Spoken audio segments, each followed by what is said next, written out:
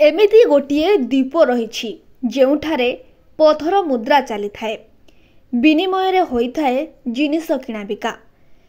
आमे अनेक वर्षरु किणाकिणी पाई पैसार विनिमय होई आसीथिबार जानि थाओ।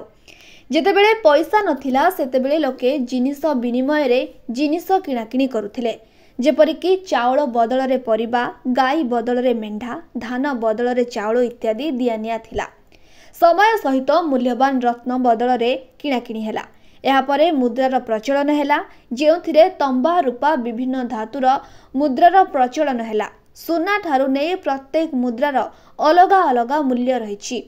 यापरे दुनिया रे मुद्रार प्रचलन हेला, किंतु दुनिया रे एभली गोटिए स्थान रहिछि जेउठारे कागज नोट किंबा कोनोसी मुद्रा विनिमय रे नुहे, बरम बड़ बड़ पत्थर विनिमय रे जिनिस किणाकिणी होइथाए।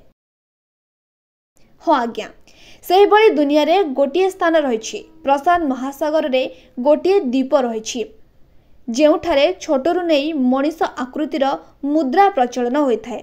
पाखापाखि 100 स्क्वायर किलोमीटर रे व्याप्त थिबा एही द्वीप रे प्राय 12,000 लोक बसवास करुछंती, जहाँ अनेक गुड़िए गाँव रे विभक्त होइछि। एही द्वीपटीर नाम हेउछि यप। एही द्वीप रे प्रत्येक गाँ और प्रति परिवार निकट रे किछि पत्थर मुद्रा रहिछि। यह छड़ा ए द्वीपर प्रत्येक व्यक्ति निकट रे बड़ बड़ पत्थर मध्य रहिछि, जहाँ निकट रे जेते ओजनिया पत्थर रहिछि से सेतिकी धनी अटे। ए ओजनिया पत्थर मध्य रे गोटिए बड़ कणा रहिछि, जाहाकु कि मुद्रा आकार रे दिया जाय थाए एवं सेही व्यक्ति उक्त पत्थर को टाणी जेपरि निज घर पर्यंत नेबा पई संभव होई पारिबो।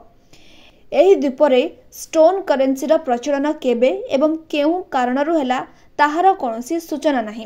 केवल सूचना योग्य जे एही द्वीप रे कोनोसी बहुमूल्य धातु और कंचामाल न मिलिबा कारणरू पत्थर मुद्रार विनिमय होइथिला। एठारे ना सुना ना कोयला अछि, तेणु एठाकार लोके दीर्घ वर्षरू चून पत्थर को मुद्रा भाव में व्यवहार करने आरंभ करथिले।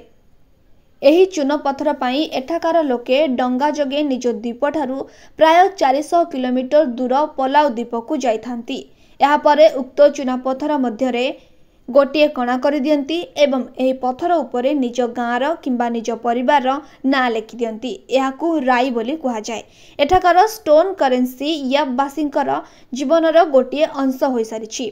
बड़ धरणर लेनदेन रे एही बड़ बड़ पत्थरर विनिमय होइथाए। जेपरिकी एही द्वीपर जदि कोनोसी व्यक्तिंक द्वारा किछि भूल हो जाय थाए, तेबे समाजर बैठक होइथाए एवं एही मीटिंग रे स्थिर होइथाए जे उक्त व्यक्तिंक नाम रे गोटिए बड़ पत्थर करि देइथाए। एहार विधिबद्ध भाव में रेकर्ड मध्य रखा जाय थाए, जेपरि कोनोसी भूल न हेउ। किछि पत्थर एते ओजनिया होइथाए जे ताको ट्रांसपोर्ट करा जाय पारि न थाए एवं सेठारे छाड़ी दिया जाय। ता सहित मध्य सचेतन करि दिया जाय जे तार मालिक किए। एही पत्थर गुड़िकर मूल्य खानदानी सुना गहना ठारू मध्य मूल्यवान बोली कुहा जाय। द्वितीय विश्वयुद्ध बेलकू टिके स्थिति बदलिला। एहा पूर्वरु एही द्वीप उपरे स्पेन कब्जा करिथिला, काहेकि ना समुद्र रास्ता रे सेना को प्रस्तुत करा जाय परिबो। विश्वयुद्ध समय रे जापान रो इंपेरियल आर्मी एहाको कब्जा करिथिला और स्टोन करेन्सी रो अलगा प्रकार रो उपयोग हेला। ल गाँ और घर गुड़िकर करेन्सी उठाई विभिन्न निर्माण कार्य रे व्यवहार करागला। यापरे स्टोन करेन्सी स्थान रे आधुनिक मुद्रार व्यवहार हेला, किंतु विवाह भली बड़ बड़ कार्य रे किणाकिणी पाई एबे भी पत्थरर एक्सचेंज करा जाय थाए।